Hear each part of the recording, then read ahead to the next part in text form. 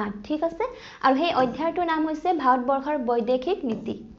পাঠভিত্তিক অনুশীলনীৰ প্ৰশ্ন আৰু উত্তৰ অতি চমু উত্তৰ দিয়া তলত দিয়া ঘটনাসমূহৰ চন তাৰিখ উল্লেখ কৰা ঠিক আছে কিছুমান ঘটনা দিয়া হৈছে আমি কি কৰিব লাগে সেই ঘটনাটো কোনটো চনত সংঘটিত হৈছিল ঠিক আছে কোনটো চনত হৈছিল হেয়া লিখিব লাগে ভাৰত চীন দ্বিপাক্ষিক চুক্তি সাৰ্কৰ সংগঠন বাংলাদেশ মুক্তি সংগ্ৰাম কন্যা শিশু বৰ্ষ যুৱ ঠিক আছে যুৱ বৰ্ষ ঠিক আছে 3 বিঘা সম্পৰ্কীয় ভাৰত বাংলাদেশ চুক্তি ভাৰত পাকিস্তান ঠিক আছে ভাৰত পাক বুলি লিখা আছে ভাৰত পাকিস্তান সিমলা চুক্তি সো চাও কেতিয়া হৈছিল ভাৰত চীন দ্বিপাক্ষিক চুক্তি 1954 চনৰ 29 মে তাৰিখ সাৰ্কৰ সংগঠন 1985 চন বাংলাদেশৰ মুক্তি সংগ্ৰাম 1971 চন কন্যা শিশু বৰ্ষ 1990 চন যুৱ বৰ্ষ 1994 চন 3 বিঘা সম্পৰ্কীয় ভাৰত বাংলাদেশ চুক্তি 1992 চনৰ 2 মাৰ্চ তাৰিখ ভাৰত পাকিস্তান সিমলা চুক্তি 1972 চন ঠিক আছে নেক্সট কোৱেশ্চন চাও চমু উত্তৰ দিয়া চীনৰ সৈতে ভাৰতবৰ্ষৰ সম্পৰ্ক চীনৰ সৈতে ভাৰতবৰ্ষৰ সম্পৰ্ক চীন আৰু ভাৰতবৰ্ষ দুয়োখনেই প্ৰাচীন সভ্যতাৰ দেশ আদিতে দুয়োখন দেশৰ মাজত বাণিজ্যিক সাংস্কৃতিক আৰু ধৰ্মীয় সম্পৰ্ক অতি মধুৰ আছিল বৌদ্ধ ধৰ্মৰ প্ৰসাৰৰ ফলত এই সম্পৰ্ক অধিক সুদৃঢ় হৈছিল 1954 চনত পঞ্চশীল নীতিৰ আধাৰত দুয়োখন দেশৰ মাজত চুক্তি স্বাক্ষৰিত হয় কিন্তু 1962 চনৰ ভাৰত চীন যুদ্ধৰ ফলত এই সম্পৰ্কৰ অৱনতি ঘটে বৰ্তমান দুয়োখন দেশৰ মাজত পুনৰ সম্পৰ্ক উন্নতিৰ দিশে আগবাঢ়িছে আৰু সীমা সমস্যাৰ সমাধানৰ বাবে আলোচনা চলি আছে ঠিক আছে আগতে কি হৈছিল যেটো চীন আৰু ভাৰতবৰ্ষ আছে তাৰ মাজত এটা সম্পৰ্ক আছিল কাৰণ চীন আৰু ভাৰতবৰ্ষ দুয়োখনে প্ৰাচীন সভ্যতাৰ দেশ আছিল ঠিক আছে আৰু যেটো বৌদ্ধ ধৰ্ম আছে তাৰ কাৰণে দুয়োটা দেশৰ মাজত এটা সম্পৰ্ক গঢ়ি উঠিছিল কিন্তু কি হয় তাৰ আগতে কি হৈছিল 1954 চনত পঞ্চশীল নীতি যেটো আমাৰ ভাৰতবৰ্ষই চীনৰ লগত কৰিছিল সো তাৰ কাৰণে চীন আৰু ভাৰতবৰ্ষৰ যেটো সম্পৰ্ক আছিল অতি ভাল হৈ গৈছিল কিন্তু 1962 চনত কি হয় চীন আৰু ভাৰতবৰ্ষৰ যুদ্ধ হয় তেতিয়া চীন আৰু ভাৰতবৰ্ষৰ যেটো সম্পৰ্ক আছিল হেয়া মানে তাৰ অৱনতি হয় ঠিক আছে বৰ্তমান কি চলি আছে দুয়োখন দেশে যেটো সম্পৰ্ক আছে তাক ভাল কৰিবলৈ কাৰণে কিছুমান পদক্ষেপ লৈছে নেক্সট চাও পাকিস্তানৰ সৈতে ভাৰতবৰ্ষৰ সম্পৰ্ক পাকিস্তানৰ সৈতে ভাৰতবৰ্ষৰ সম্পৰ্কৰ আৰম্ভণিৰ পৰাই উত্তেজনাপূৰ্ণ 1947 চনৰ বিভাজনৰ ফলত পাকিস্তান গঠন হয় ঠিক আছে আমি সকলোৱে জানো যেটো যেতিয়া ভাৰতবৰ্ষই স্বাধীনতা লাভ কৰিছিল 1947 চনত তেতিয়া পাকিস্তান আৰু ভাৰতবৰ্ষ কি হৈছিল বিভাজন হৈছিল সো 15 আগষ্ট যেটো আছে হেয়া ভাৰতবৰ্ষৰ কাৰণে কি হয় ইন্ডিপেন্ডেন্স ডে হয় ঠিক আছে আৰু যেটো 14 আগষ্ট হয় হেয়া পাকিস্তানৰ কি হয় ইন্ডিপেন্ডেন্স ডে হয় ঠিক আছে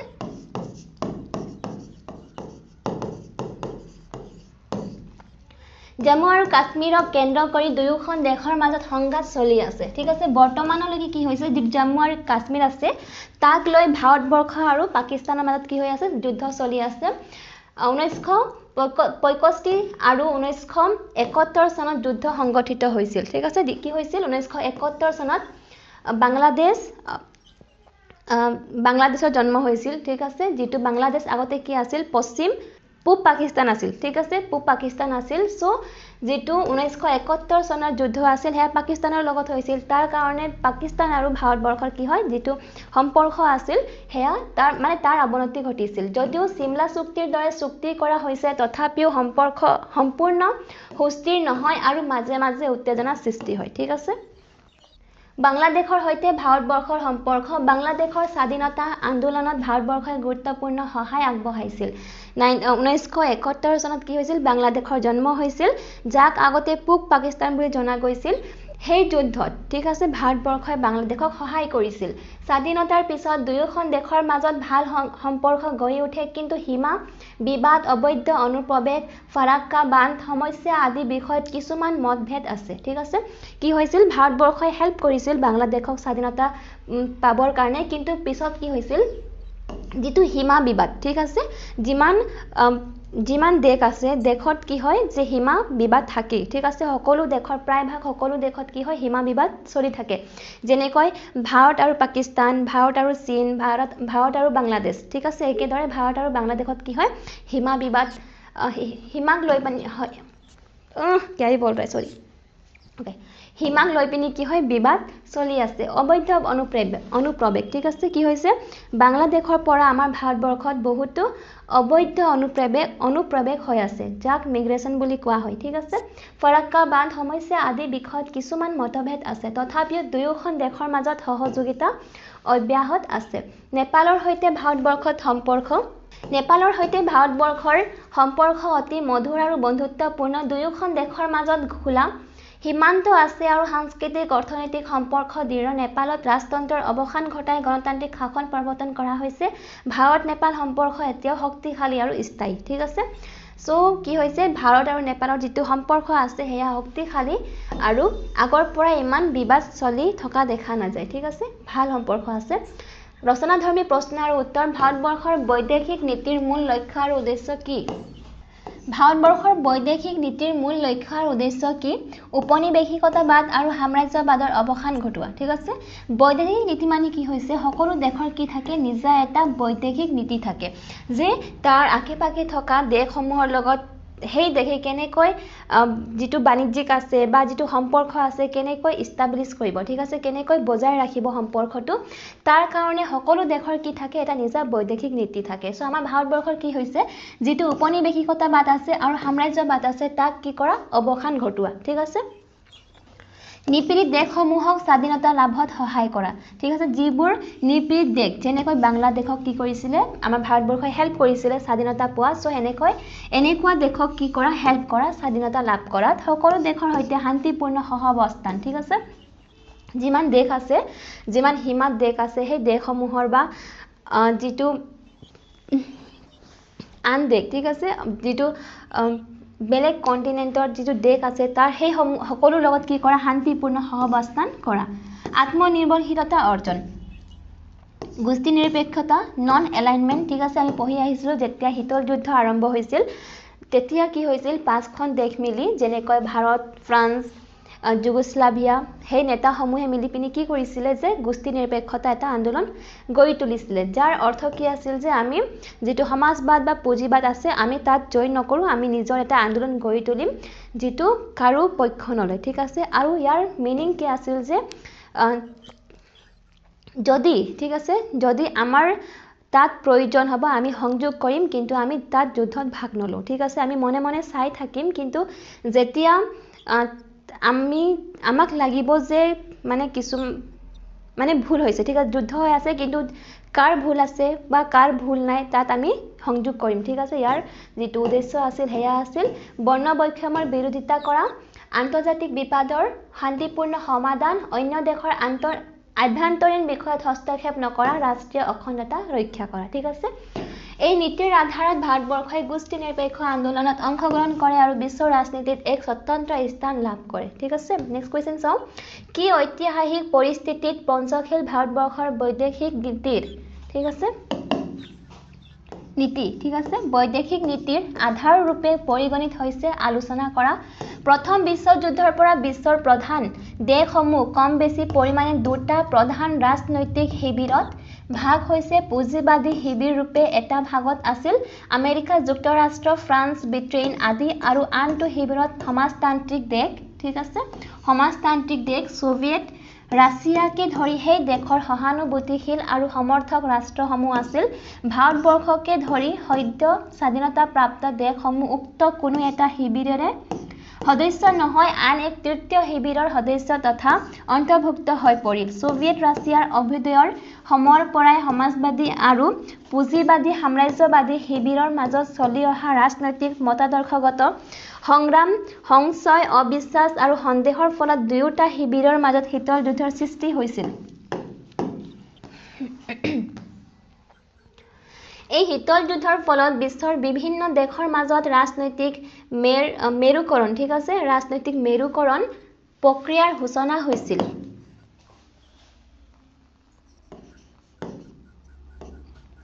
নিজ নিজ দেশত প্ৰচলিত মতাদৰ্শ অনুসৰি বিভিন্ন দেশসমূহ উক্ত দুয়োটা শিবিৰৰ যিকোনো এটা শিবিৰত অন্তৰ্ভুক্ত হৈ পৰিছিল ঠিক আছে আমি চাই আহিছিলোঁ যিটো শীতল যুদ্ধ আৰম্ভ হৈছিল পুঁজিবাদী আৰু সমাজবাদী আদৰ্শৰ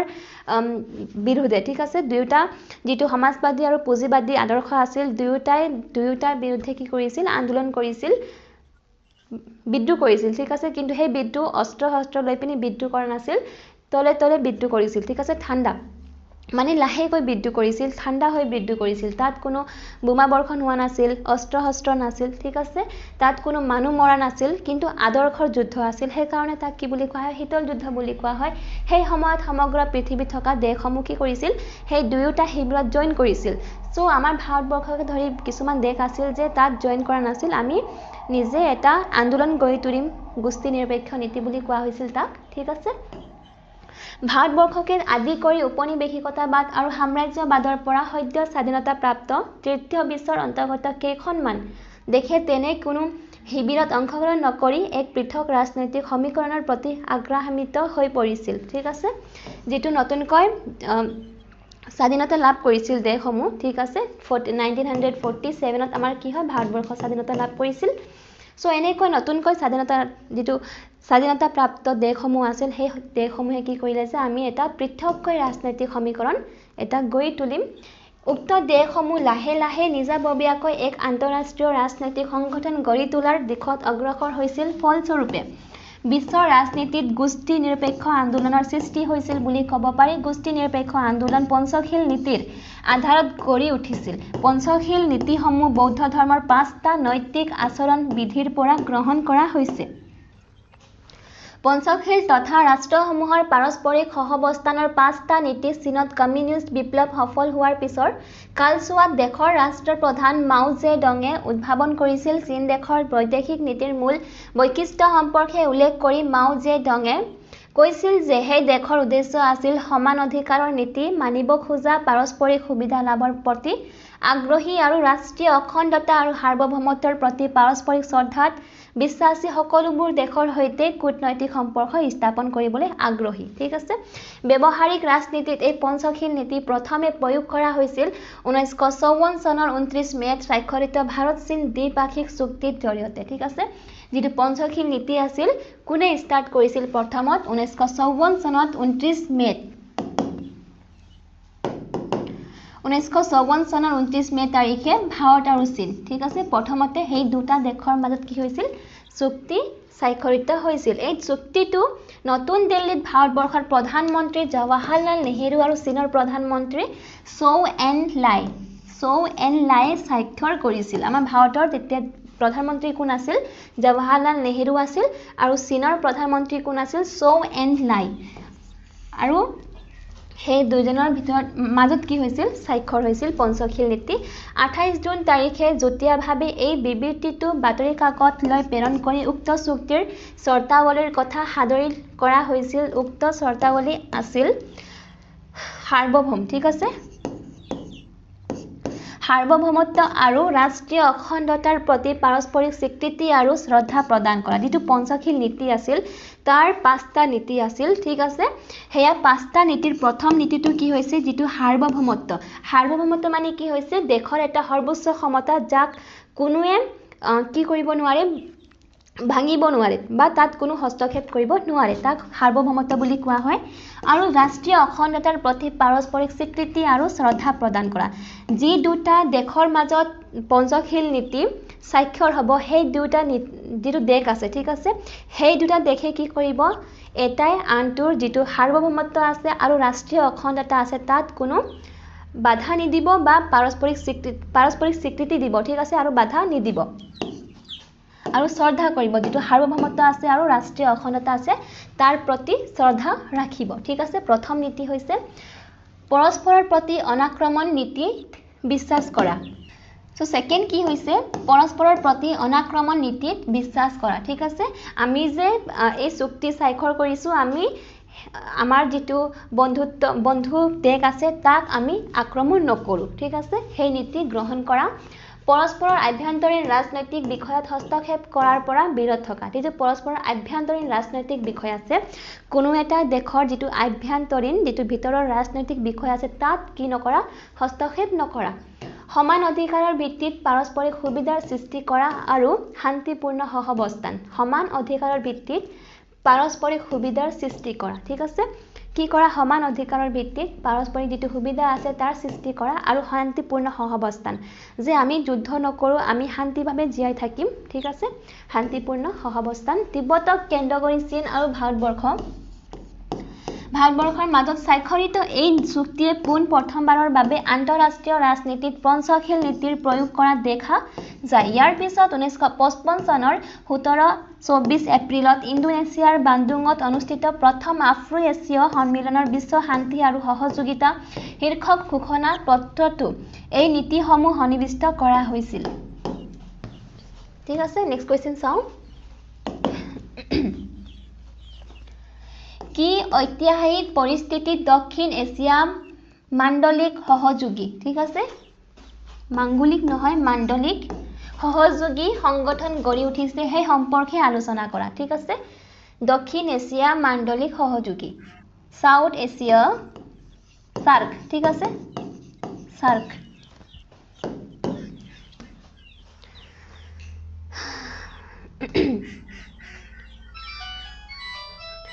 সো সার্ক কি হৈছে দক্ষিণ এছিয়া যিমান ৰাষ্ট্ৰ আছে যেনেকৈ আফগানিস্তান পাকিস্তান ইন্ডিয়া নেপাল ভুটান বাংলাদেশ শ্ৰীলংকা মালদ্বীপছ আৰু সেই দেশসমূহৰ মাজত কি হৈছিল এটা চুক্তি স্বাক্ষৰিত হৈছিল যাৰ নাম কি আছিল সাৰ্ক আৰু তাৰ ফুল ফৰ্ম কি হয় South Asian Association for Regional corporation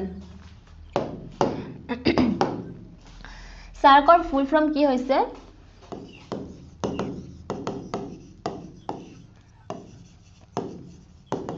South Asian Association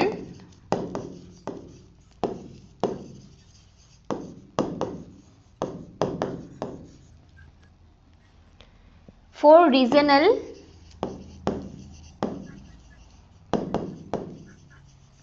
Cooperation ঠিক আছে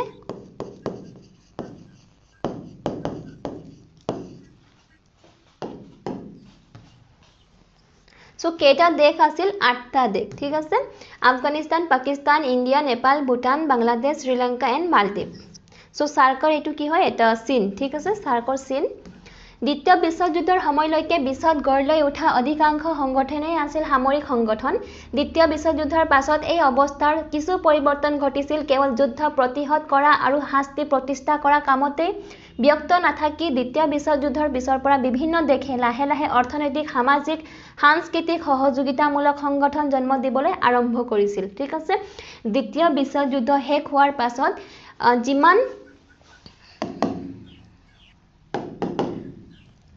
যিমান সংগঠন আছিল বা সংগঠন কৰা হৈছিল সেই সকলোখিনি সামৰিক সংগঠন আছিল কিন্তু কিছুমান দেশ যেটো নতুনকৈ স্বাধীনতা লাভ কৰিছিল সেই দেশসমূহে কি কৰিছিল নিজৰ যেটো অৰ্থনৈতিক সামাজিক সাংস্কৃতিক সহযোগিতা মানে আগুৱাই লৈ যাবৰ কাৰণে কি কৰিছিল কিছুমান সংগঠন কৰিছিল ঠিক আছে আৰম্ভ কৰিছিল সংগঠন কৰিবলৈ কাৰণে একোটা ভৌগোলিক অঞ্চলৰ মানুহৰ জীৱন ধাৰণ পদ্ধতি অৰ্থনৈতিক উৎপাদন ব্যৱস্থা প্ৰাকৃতিক সম্পদ আহৰণৰ উপায় সাংস্কৃতিক জীৱনবোধ আদিৰ ওপৰত নিৰ্ভৰ কৰি মানুহে নতুন নতুন আঞ্চলিক সহযোগিতা কেন্দ্ৰিক আন্তঃৰাষ্ট্ৰীয় সংগঠন গঢ়ি তুলিছিল আঞ্চলিক সহযোগিতাৰ সংগঠনসমূহ মহাদেশ বা উপমহাদেশতে সীমাবদ্ধ আছিল তেনে এক প্ৰয়োজন এছিয়া মহাদেশৰ লোকসকলেও অনুভৱ কৰিছিল আৰু তেনে পৰিস্থিতিতে দক্ষিণ এছিয়া মাণ্ডলিক ঠিক আছে মাণ্ডলিক সহযোগিতা সংগঠন গঢ় লৈ উঠিছিল আৰু যেটো সংগঠন গঢ় লৈ উঠিছিল সেই সংগঠনসমূহ কিছু এছিয়া মানে কিছু অঞ্চলৰ মাজতে কি আছিল সীমাবদ্ধতা আছিল সো এছিয়া দেশত থকা কিছুমান দেশে কি কৰিছিল এটা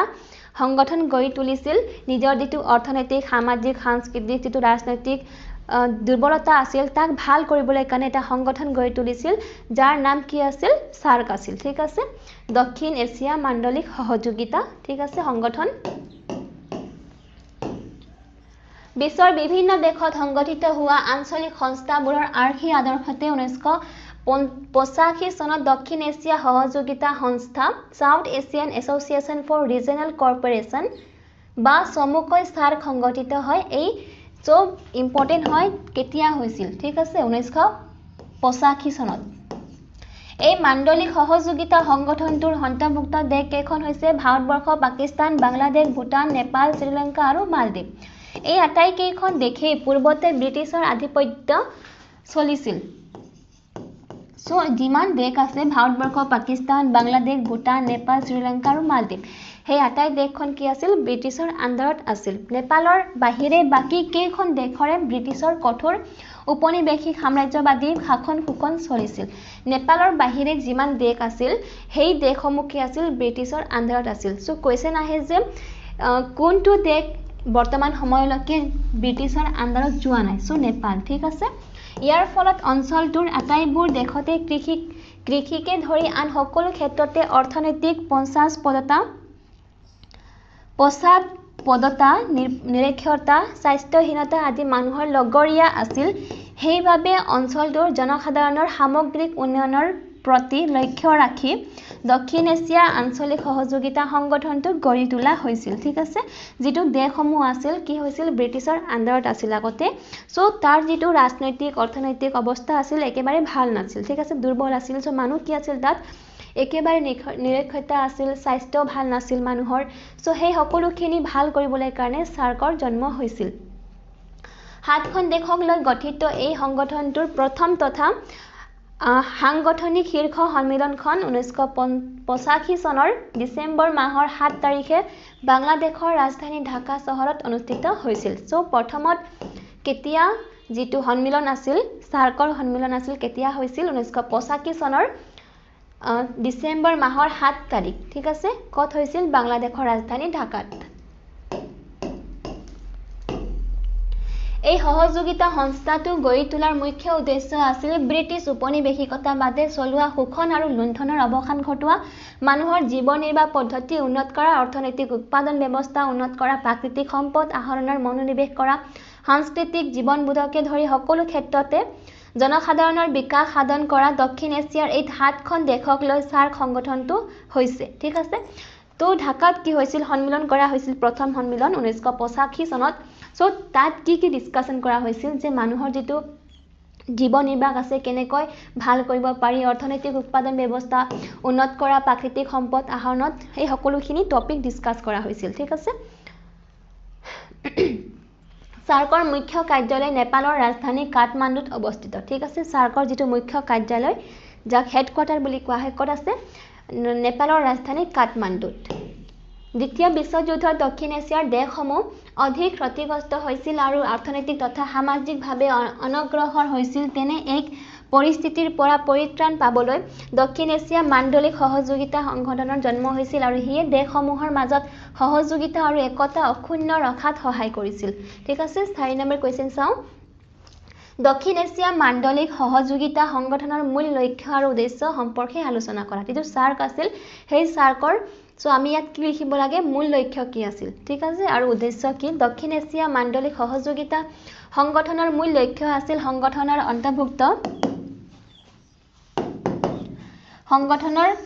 অন্তৰ্ভুক্ত দেশসমূহে নিজ নিজ দেশৰ মানৱ আৰু বৈষয়িক সম্পদৰ সৰ্বোচ্চ ব্যৱহাৰৰ জৰিয়তে তেওঁলোকক নিজ নিজ দেশৰ সামাজিক আৰু অৰ্থনৈতিক উন্নয়ন প্ৰক্ৰিয়া ত্বৰান্বিত কৰা ঠিক আছে সো লক্ষ্য কি আছিল যেটো দেশ আছিল হাতখন দেশ আছিল সেই হাতখন দেশৰ যেটো অৰ্থনৈতিক অৱস্থা একেবাৰে ভাল নাছিল যেহেতু ব্ৰিটিছে শাসন কৰিছিল সো ব্ৰিটিছৰ শাসন যেটো কৰিছিল ব্ৰিটিছে সো তেওঁলোকে কি কৰিছিল যিমান সামগ্ৰী আছিল যিমান সম্পদ আছিল সেই সম্পদসমূহ নিজ দেশলৈ লৈ গৈছিল তাত ফেক্টৰী দি ম্যানুফ্যাকচাৰ কৰি আকৌ ইয়াত বিক্ৰী কৰিছিল সো এনেকৈ যিমান দেশ আছিল ব্ৰিটিছৰ আন্ডাৰত সেই সকলোখিনি দেশ কি হৈ গৈছিল অৰ্থনৈতিকভাৱে সামাজিকভাৱে ৰাজনৈতিকভাৱে দুৰ্বল হৈ পৰিছিল সো ইয়াৰ লক্ষ্য কি আছিল যে যিমান বৈষয়িক সম্পদৰ সৰ্বোচ্চ ব্যৱহাৰৰ জৰিয়তে তেওঁলোকক নিজ নিজ দেশৰ সামাজিক আৰু অৰ্থনৈতিক উন্নয়ন প্ৰক্ৰিয়া ত্বৰান্বিত কৰা ঠিক আছে ভাল কৰা জনসাধাৰণৰ কল্যাণ আৰু উন্নয়ন সাধন কৰি মানুহৰ জীৱন ধাৰণৰ মানদণ্ড উন্নত কৰাটো এই সংস্থাটোৰ প্ৰধান লক্ষ্য আছিল ঠিক আছে প্ৰধান লক্ষ্য কি আছিল জনসাধাৰণৰ কল্যাণ আৰু উন্নয়ন সাধন কৰি মানুহৰ জীৱন ধাৰণৰ যেটো মানদণ্ড আছিল তাক উন্নত কৰা সংগঠনটোৰ মুৰব্বীসকলে বিশ্বাস কৰিছিল যে ক্ৰিয়াশীল আঞ্চলিক সহযোগিতাৰ মাধ্যমত দেশৰ প্ৰাকৃতিক সম্পদসমূহৰ সৰ্বোচ্চ ব্যৱহাৰৰ জৰিয়তে জনসাধাৰণৰ কল্যাণ সাধন কৰিব পাৰিব, দেশৰ অৰ্থনৈতিক উন্নয়নৰ প্ৰতি ত্বৰান্বিত কৰিব পাৰিব আৰু ইয়াৰ জৰিয়তে তেওঁলোকৰ জাতীয় আৰু সামূহিক আত্মনিৰ্ভৰশীলতা বৃদ্ধি কৰিব পাৰিব।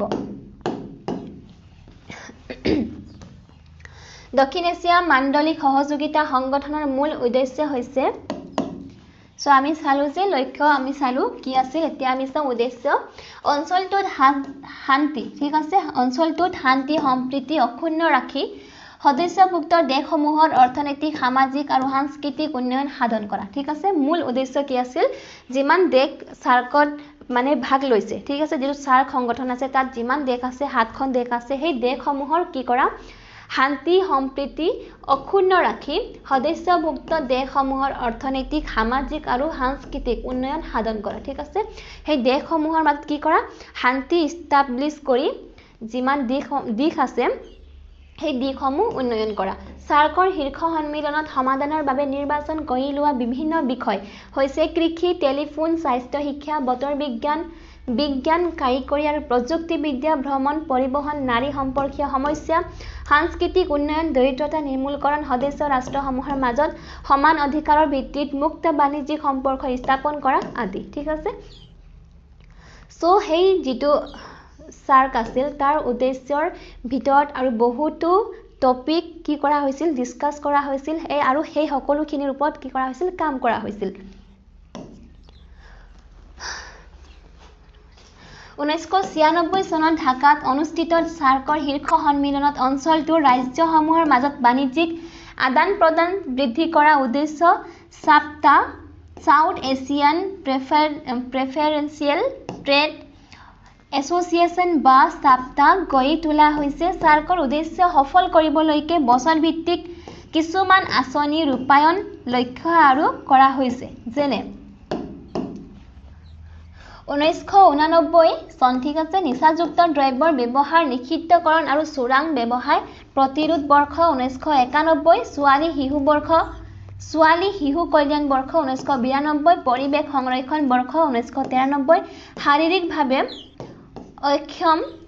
লোকৰ বৰ্ষ 1994, যুৱ কল্যাণ বৰ্ষ 1995, দৰিদ্ৰতা নিৰ্মূলকৰণ বৰ্ষ 1996, নিৰক্ষৰতা দূৰীকৰণ বৰ্ষ। এনেদৰে যোৱা কেইবছৰমানত সাৰ্কৰ মাধ্যমত দক্ষিণ এছিয়াত মাণ্ডলিক সহযোগিতাৰে বহুতো কল্যাণমুখী আঁচনি জনসাধাৰণৰ হিতাৰ্থে ৰূপায়িত কৰা হৈছে আৰু সুফল পোৱা গৈছে। সাম্প্ৰতিক বিশ্ব ৰাজনীতিত ভাৰতবৰ্ষৰ অৱস্থান সম্পৰ্কে আলোচনা কৰা। ভাৰতবৰ্ষই স্বাধীনতা লাভ কৰাৰ পাছৰে পৰা বিশ্ব ৰাজনীতিত এক গুৰুত্বপূৰ্ণ ভূমিকা পালন কৰিছে আৰু তাৰ দ্বাৰা নিজকে বিশ্বৰ এক লেখত ল'বলগীয়া ৰাষ্ট্ৰত পৰিণত কৰিছে। বিশ্বত সৃষ্টি হোৱা পুঁজিবাদী ৰাষ্ট্ৰ ব্যৱস্থা আৰু সমাজবাদী তথা কমিউনিষ্ট ৰাষ্ট্ৰ ব্যৱস্থাৰ মাজৰ সংগ্ৰামত ভাৰতবৰ্ষই অংশগ্ৰহণ নকৰি নিজাববীয়াকৈ সদ্য স্বাধীনতাপ্ৰাপ্ত ৰাষ্ট্ৰৰ সৈতে সহমতত উপনীত হয় গোষ্ঠী নিৰপেক্ষ আন্দোলনৰ পোষকতা কৰিছিল। ভাৰতবৰ্ষই নিজে দেশৰ বৈদেশিক নীতি পৰিচালনা কৰিছিল আৰু ইয়াৰ ফলত দ্বিতীয় বিশ্বযুদ্ধৰ পাছত দুয়োটা বিবাদমান পক্ষৰ মাজত উদ্ভৱ হোৱা বহুতো গুৰুত্বপূৰ্ণ সমস্যা শান্তিপূৰ্ণভাৱে সমাধান কৰিবলৈ সক্ষম হৈছিল। ভাৰতবৰ্ষৰ এনে কাৰ্যই বিশ্ব ৰাজনীতিত ভাৱমূৰ্তি অতি উজ্জ্বল কৰি তুলিছিল, ঠিক আছে। সো যিটো কুৱেশ্যনে কি সুধিছিল যে সাম্প্ৰতিক বিশ্ব ৰাজনীতিত ভাৰতবৰ্ষৰ অৱস্থান সম্পৰ্কে আলোচনা কৰা, ঠিক আছে। দ্বিতীয় বিশ্বযুদ্ধ শেষ হোৱাৰ পাছত ভাৰতবৰ্ষই কি কৰিছিল গোষ্ঠী নিৰপেক্ষ আন্দোলন গঢ়ি তুলিছিল, ঠিক আছে। সো কি হৈছিল যে বিশ্বত ভাৰতৰ এটা নাম আহিছিল যে গোষ্ঠী নিৰপেক্ষ নীতিৰ এটা কি হৈছিল নেতা। গোষ্ঠী নিৰপেক্ষ নীতি যিটো আছিল তাৰ নেতা কোন আছিল, জৱাহৰলাল নেহেৰু আছিল আৰু ফ্ৰান্সৰ নেতা আছিল, যুগোস্লাভিয়াৰ নেতা আছিল, ঠিক আছে। সো তাৰ মাজতে কি হৈছিল আমাৰ ভাৰতৰো নাম আহিছিল। সো সাম্প্ৰতিক যিটো বিশ্ব আছিল তাত আমাৰ ভাৰতবৰ্ষৰ নাম উজ্জ্বল হৈছিল। সো নেক্সট চাওঁ 1947 চনৰ পৰা 1990-91 চনলৈকে ভাৰতবৰ্ষই বিশ্বৰ ভালেমানে গুৰুত্বপূৰ্ণ ঘটনাত সদাৰ্থক ভূমিকা পালন কৰি এক চমকপ্ৰদ সাফল্য লাভ কৰিছিল। উদাহৰণস্বৰূপে চীনত কমিউনিষ্ট শাসনতন্ত্ৰ প্ৰতিষ্ঠা হোৱাৰ 3 মাহৰ ভিতৰতে ভাৰতবৰ্ষই চীনৰ প্ৰতি স্বীকৃতি প্ৰদান কৰিছিল। চীন ভাৰত চুক্তিৰ মাধ্যমত আৰু পঞ্চশীল নীতিৰ আধাৰত ভাৰতবৰ্ষই তিব্বতৰ ওপৰত চীন অধিকাৰ স্বীকাৰ কৰি মহানুভূতাৰ পৰিচয় দিছিল আকৌ ইজিপ্তৰ প্ৰেছিডেণ্ট নাছেৰৰ কাৰ্যকালত উদ্ভৱ হোৱা সুৱেজ খাল জাতীয়কৰণৰ সমস্যাৰ সমাধান কৰাত ভাৰতবৰ্ষই গুৰুত্বপূৰ্ণ ভূমিকা পালন কৰিছিল। শীতল যুদ্ধ চলি থাকোঁতে বিশ্বত শান্তি বিঘ্নিত হোৱাৰ আকাংক্ষা ঘনীভূত হোৱাৰ সময়ত ভাৰতবৰ্ষৰ চেষ্টাত বিশ্ব ৰাজনীতিত গোষ্ঠী নিৰপেক্ষ আন্দোলনৰ কিছুমান ব হৈ গৈছে। ঠিক আছে, সো নিৰপেক্ষ হ'ব ইয়াত ৰাজনীতি। ঠিক আছে, ৰাজনীতিত গোষ্ঠী নিৰপেক্ষ আন্দোলনৰ সূত্ৰপাত হৈছিল আৰু এই ক্ষেত্ৰত ভাৰতবৰ্ষই মুখ্য ভূমিকা লৈছিল। ভাৰতবৰ্ষৰ তৎপৰতা আৰু নতুনকৈ স্বাধীন হোৱা বিশ্বৰ বহুতো ৰাষ্ট্ৰৰ সহযোগত 1941 চনত গোষ্ঠী নিৰপেক্ষ আন্দোলনৰ প্ৰথম সাংগঠনিক সন্মিলন অনুষ্ঠিত হৈছিল। ভাৰতবৰ্ষৰ নিজস্ব বৈদেশিক নীতিৰ আৰ্হি আদৰ্শ আৰু গোষ্ঠী নিৰপেক্ষ আন্দোলনৰ আদৰ্শ লয়ে ভাৰতবৰ্ষই বিশ্ব ৰাজনীতিত এক সুকীয়া স্থান লাভ কৰিবলৈ সমৰ্থ হৈছিল। ঠিক আছে, সো লাহে লাহে কি কৰিছিল ভাৰতবৰ্ষই গোষ্ঠী নিৰপেক্ষ আন্দোলন লোৱাৰ পাছতে বিভিন্ন কামৰ জৰিয়তে বিশ্বৰ যিটো দেশ আছে তাত জড়িত হৈছিল আৰু এনেদৰে নিজৰ যিটো নাম আছিল বিশ্বত মানে জিলিকাইছিল। ঠিক আছে, বিশ্বৰ বৃহৎ শক্তি দুটা পুঁজিবাদী আমেৰিকা যুক্তৰাষ্ট্ৰ আৰু সমাজবাদী বা কমিউনিষ্ট মাজত সৃষ্টি হোৱা কেইবাটাও গুৰুত্বপূৰ্ণ সমস্যা ভাৰতবৰ্ষই শান্তিপূৰ্ণভাৱে সমাধান কৰাত সহায় কৰিছিল। ভাৰতবৰ্ষই কোৰিয়া সমস্যা, ভিয়েটনামৰ যুদ্ধ, কংগোৰ সমস্যা আদি শান্তিপূৰ্ণভাৱে সমাধান কৰিছিল। কোৰিয়াৰ সমস্যাৰ ক্ষেত্ৰত ভাৰতবৰ্ষই কৃষ্ণ মেননৰ মাধ্যমত ৰাষ্ট্ৰসংঘত উদ্ভাৱন কৰা সমাধান সূত্ৰৰ জৰিয়তে এক যুদ্ধৰ অৱসান ঘটাইছিল। ভাৰতবৰ্ষৰ প্ৰধানমন্ত্ৰী জৱাহৰলাল নেহৰুৱে ইণ্ডোচীন সমস্যা সমাধানৰ ক্ষেত্ৰত আগভাগ লৈছিল। ভিয়েটনামৰ স্বাধীনতা সংগ্ৰামৰ প্ৰতি ভাৰতবৰ্ষই সমৰ্থন আগবঢ়াই আন্দোলন কৃতকাৰ্য হোৱাত সহায় কৰিছিল আৰু ভিয়েটনাম যুদ্ধত আমেৰিকা যুক্তৰাষ্ট্ৰই পৰাজয় বৰণ কৰিছিল। ভাৰতবৰ্ষই স্বাধীনতা লাভ কৰাৰ আগৰে পৰা দেশখনে পৰদানত দেশসমূহৰ মুক্তি আৰু স্বাধীনতাৰ হকে মাত মাতি আহিছিল। আফ্ৰিকাৰ দেশসমূহৰ স্বাধীনতাৰ ক্ষেত্ৰত ভাৰতবৰ্ষই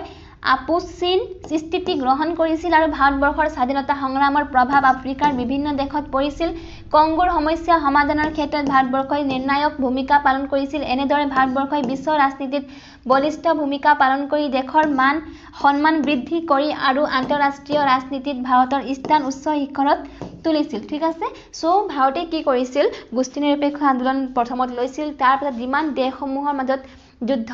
বা কিছুমান কি দেখা গৈছিল যে তৰ্ক বিতৰ্ক দেখা গৈছিল তাৰ মাজত কি কৰিছিল ভাৰতবৰ্ষই মানে সমাধান কৰিছিল। ঠিক আছে, সমাধান কৰিছিল আৰু এনেকৈ লাহে লাহে কি হৈছিল বিশ্বত আমাৰ ভাৰতবৰ্ষৰ নাম জিলিকি উঠিছিল। ঠিক আছে, তেতিয়া প্ৰধানমন্ত্ৰী কোন আছিল জৱাহৰলাল নেহৰু আছিল। তেওঁ বহুতো কাম কৰিছিল যাতে ভাৰতবৰ্ষত থকা মানুহবোৰ ভালকে থাকক আৰু যিমান আশে পাশে থকা দেশসমূহ আছে সেই দেশসমূহৰ লগত কি কৰি চুক্তি কৰিছিল, যেনেকৈ পঞ্চশীল নীতি তেওঁ স্বাক্ষৰ কৰিছিল পাকিস্তানৰ লগত। ঠিক আছে,